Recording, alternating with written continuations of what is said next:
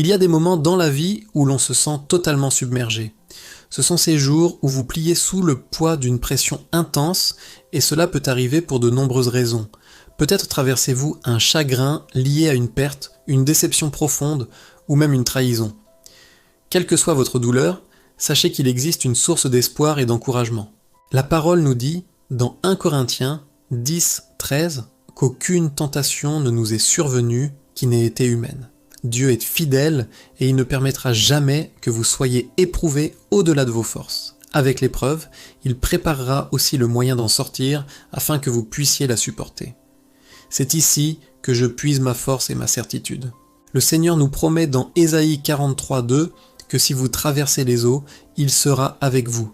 Les fleuves ne vous submergeront pas et si vous marchez dans le feu, vous ne serez pas brûlés. Dieu est fidèle et il ne vous laissera jamais affronter un défi qu'il ne peut vous aider à traverser. Il ne vous demandera jamais de porter un fardeau plus lourd que votre capacité. Voyez la fidélité de Dieu comme celle d'un architecte parfait.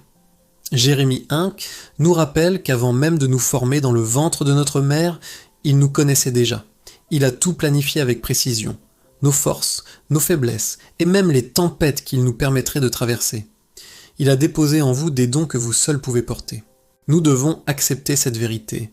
Si Dieu dirige nos pas, il nous donne aussi tout ce dont nous avons besoin pour survivre. Dans 2 Corinthiens 4, la Bible nous exhorte à ne pas perdre courage. Même si notre corps s'épuise, notre être intérieur se renouvelle chaque jour. Nos légères afflictions produisent pour nous un poids éternel de gloire.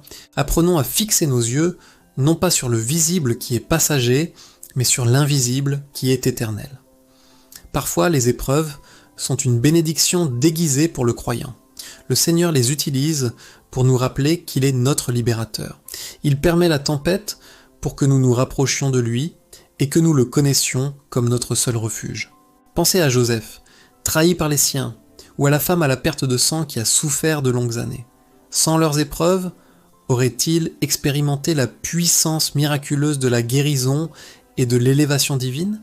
Leurs problèmes sont devenus des passerelles vers la gloire de Dieu. Si une difficulté me pousse vers ses pieds, alors j'accueille cette difficulté. Il faut parfois une situation désespérée pour nous mettre enfin à genoux. Nous avons besoin de ces déserts pour chercher le Seigneur avec ferveur.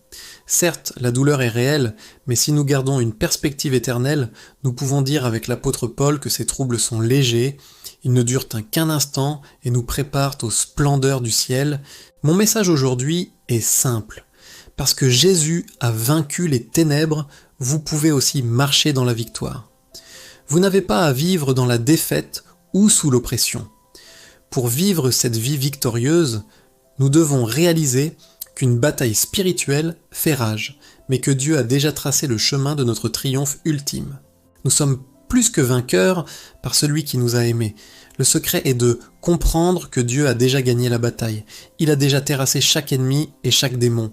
Si nous saisissons cette vérité, nous expérimenterons une puissance réelle dans nos vies. Suivre le Christ, c'est porter sa croix, mais c'est aussi marcher vers une victoire certaine. Certes, nous connaîtrons des persécutions et des échecs, mais en Jésus, nous surmonterons tout. La Bible dit que le malheur atteint souvent le juste, mais que l'Éternel l'en délivre toujours. La paix et la vie éternelle sont vos récompenses. Levez-vous et combattez avec la certitude que personne n'est plus puissant que notre Dieu. Père, au nom de Jésus, nous venons devant toi pour te remercier pour cette victoire. Peu importe les obstacles que nous rencontrons aujourd'hui, tu nous as déjà donné le dessus. Aide-nous à ne pas voir les échecs comme une fin, mais à garder nos esprits fixés sur ta parole. Si ta parole dit que nous sommes victorieux, alors nous le sommes. Seigneur, change notre regard sur ce qu'est la victoire. La croix semblait être une défaite aux yeux des hommes, mais dans l'esprit, elle était le triomphe suprême. Je prie pour que mes frères et sœurs se souviennent que le poids de leur croix actuelle ne dépassera jamais la gloire de leur victoire finale. Restez enracinés en lui. Je te loue, Seigneur, car tu as préparé un chemin là où il n'y en avait pas. Merci pour chaque cicatrice et chaque perte, car tu as dirigé mes pas à travers le chaos. Ta parole, dans Jérémie 33,3, nous invite à t'invoquer pour voir des choses grandes et cachées. Fais une œuvre puissante dans nos vies dès cet instant. J'appelle le sang de Jésus pour briser chaque chaîne qui tente de nous freiner, que ce soit dans nos relations, notre santé ou notre carrière, brise ces liens, Seigneur. Agis pour nous comme tu l'as fait pour Paul et Silas dans leur prison.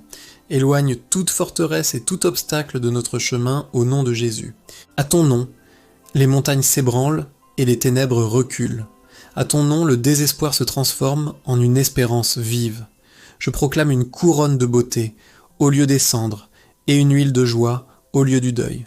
Aucun pouvoir n'est supérieur au tien, et rien ne peut tenir devant ta sainte présence. Père, j'ai une confiance totale en ta puissance pour nous accorder une percée miraculeuse.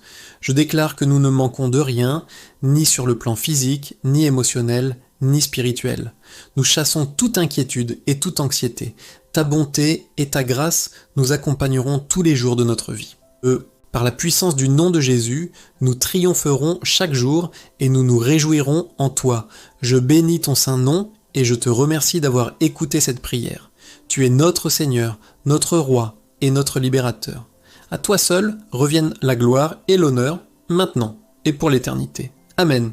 Merci d'avoir partagé ce moment de prière avec nous.